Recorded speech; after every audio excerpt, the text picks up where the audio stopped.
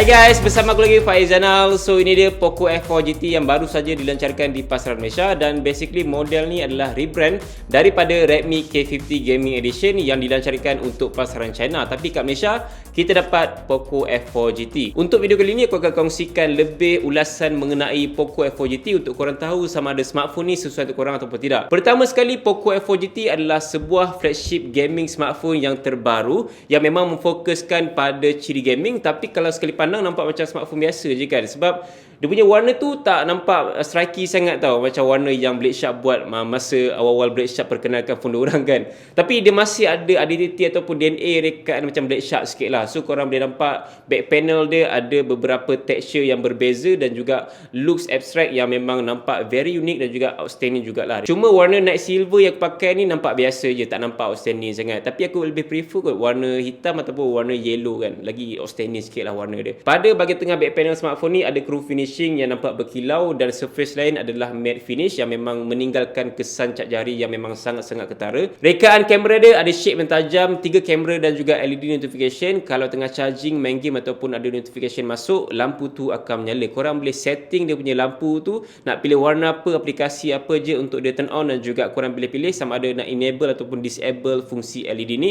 untuk save battery life kalau korang disable lah. Tapi kalau enable, dia akan menampakkan keunikan sikit lah untuk bahagian bonggol kamera, ada lampu yang menyala kan kalau tengah main game. Memandangkan Poco F4 GT adalah sebuah gaming smartphone, memang dia ada dedicated features untuk gaming, iaitu magnetic pop-up trigger pada bahagian kanan ni. So korang boleh slide just untuk turn on dia, sama je macam Blade Shark punya smartphone. Dan dia punya feels adalah jenis clicky lah, dia bukannya touch.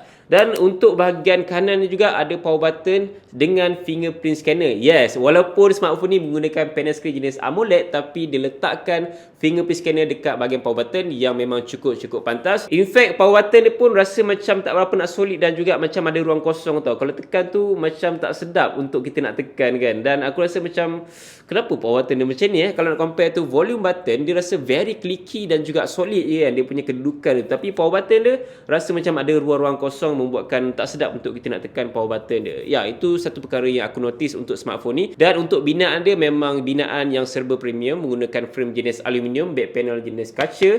So untuk smartphone ni pun ada stereo speaker, iaitu 4 speaker guys. 2 speaker pada bahagian atas dan juga 2 speaker pada bahagian bawah. Dan bentuk speaker dia saja pun dah nampak sangat-sangat unik. Dia macam aerodynamic shape sikit lah untuk speaker dia kan. Tapi malangnya untuk Poco F4 GT bukannya tune by JBL. Cuma sound dia tu memang memberikan sound yang cukup mantap untuk sebuah gaming smartphone. Cuma dia tidaklah sepadu macam gaming smartphone yang berharga lebih daripada dia kan. So aku rasa speaker dia pun dah cukup okey untuk korang nak main game, layan filem ataupun lagu dekat Poco F4 GT. So untuk smartphone ni pun menyokong NFC. Kalau korang nak gunakan kad Touch 'n Go yang baru ada NFC, korang boleh gunakan Poco F4 GT.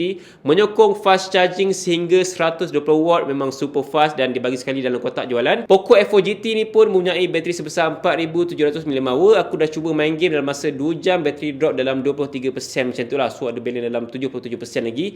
Itu dalam masa 2 jam. Korang bayangkan kalau aku main dalam masa 4 jam ke 5 jam, masih boleh bertahan lagi untuk gaming non-stop pada Poco F4 GT ni. Cuma dia bergantung juga pada cara penggunaan dan juga jenis game yang korang main. So kalau korang main game yang very heavy grafik dia, maybe dia akan makan bateri lebih lagi lah. Aku just main Mobile Legends saja dalam masa 2 jam, aku rasa okey untuk bateri dia dan masih ada balance bateri yang banyak lagi untuk aku nak pakai macam biasa. Kalau korang gunakan untuk penggunaan biasa, sosial media dan juga kerja saja, yes, memang boleh tahan dalam masa sehari, tak ada masalah. Seterusnya untuk bahagian skrin, Poco F4 GT menggunakan panel jenis AMOLED yang bersaiz 6.67 inci, Full HD+, 120Hz, 800 nits of brightness dan juga HDR10+, menggunakan konsep flat screen. Dan aku paling suka sekali adalah dengan dia punya bingkai tu yang nampak sangat-sangat sekata, tak nampak dagu lebih ke dahi lebih, tak ada. Dia punya bingkai tu nampak just nice untuk kita nak layan gaming, filem dan juga gunakan smartphone ni untuk penggunaan harian lah. So aku rasa this is one of the best bezel yang ada pada sebuah smartphone gaming pada tahun ni lah. So lain-lain aku nampak macam dagu tebal sikit, dahi tebal sikit, tapi yang ni tak, semua nampak sekata je kan dengan punch hole kamera. So kalau korang nak gunakan smartphone ni, jangan risau,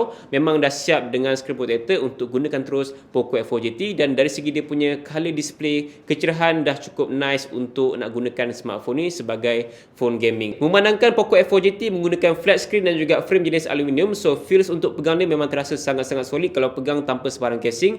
Cuma aku rasa annoying sikit dengan bunyi-bunyi yang keluar kadang tersentuh dekat dia punya on off button trigger ni kan. So korang boleh dengar bunyi dia kan.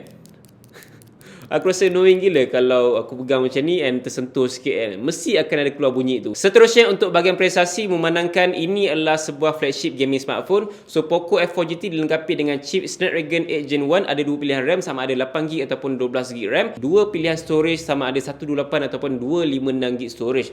So basically performance wise dia aku tak banyak nak komplain pun. Memang dia memberikan prestasi yang cukup-cukup baik untuk pelbagai perkara. Cuma dari segi gaming tu akan ada features yang digelar sebagai game turbo. So korang ada dua pilihan sama ada nak gunakan balance mode ataupun performance mode. So untuk balance mode tu dia akan stabilkan lagi gaming tu dan juga akan limitkan FPS dan temperature pada smartphone ni. Untuk main dalam jangka masa yang lama memang aku prefer untuk gunakan balance mode. Tapi kalau korang nak maximize dia punya features FPS ataupun korang tak kisah pasal temperature limit apa semua, korang boleh gunakan performance mode. Dan performance mode ni aku rasa dia lebih kepada untuk gaming dalam masa yang singkat lah. Untuk main game dalam masa sejam ke 2 jam tu aku rasa okey nak gunakan performance mode. Tapi kalau korang nak main game dalam masa 4 jam 5 jam tu memang aku prefer untuk korang gunakan yang balance mode dekat bahagian setting game turbo itulah. So itu depends pada keperluan dan juga penggunaan masing-masing. Yang terakhir sekali untuk bahagian kamera, smartphone ni dilengkapi dengan 3 kamera utama dan juga rakaman video sehingga 4K 60fps, manakala selfie kamera dia 20MP dan juga 1080p 60fps. So bagi aku smartphone ni tak fokus sangat pada kualiti dan juga keupayaan kamera, tapi memang memfokuskan lebih kepada gaming features dan juga gaming experience pada Poco F4 GT. Tapi kalau korang nakkan sebuah gambar yang cantik tu, memang smartphone ni dah boleh hasilkan dah sebenarnya. Banyak juga feature-features menarik untuk bahagian kamera dia, lebih kurang macam Xiaomi 12 kan. Cuma untuk kualiti gambar tu bagi aku biasa-biasa je lah kan. Dia tak adalah macam level-level flagship premium punya hasil gambar kan. Honestly aku agak kecewa sikit lah dengan Poco lately, sebab kebanyakan phone Poco sekarang ni memang rebrand daripada phone Redmi saja. Macam Poco S4 Pro rebrand pada Redmi Note 11 series, dan sekarang ni Poco F4 GT rebrand daripada Redmi K50 Gaming kan. Overall dengan Poco F4 GT aku rasa this is one of the best flagship gaming smartphone pada tahun ni yang boleh dijadikan sebagai gaming smartphone dengan pelbagai features menarik. Dalam masa yang sama boleh dijadikan sebagai phone kegunaan harian yang biasa sebab berat dia hanyalah 210 gram saja. Tak terasa berat sangat walaupun saiz dia 6.67 inci. Dan of course banyak kelebihan yang positif pada Poco F4 GT, terutamanya dari segi gaming features dia, speaker yang padu, screen AMOLED display yang flat dan juga fast charging 120W. So korang boleh consider untuk dapatkan Poco F4 GT yang terbaru ni, ataupun maybe korang boleh consider untuk smartphone yang lain kan. Tapi memang enjoy aku gunakan smartphone ni untuk main game, terutamanya untuk PUBG Mobile lah. Tapi kalau main Mobile Legends macam useless jugalah trigger ni kan, sebab aku dah biasa tap dekat screen. So aku rasa itu saja perkongsian aku mengenai penggunaan Poco F4 GT. Korang boleh kongsikan pendapat korang dekat komen sama ada korang nak consider untuk beli smartphone ni ataupun sebaliknya. Okay, berjumpa lagi dalam video. Assalamualaikum. Bye.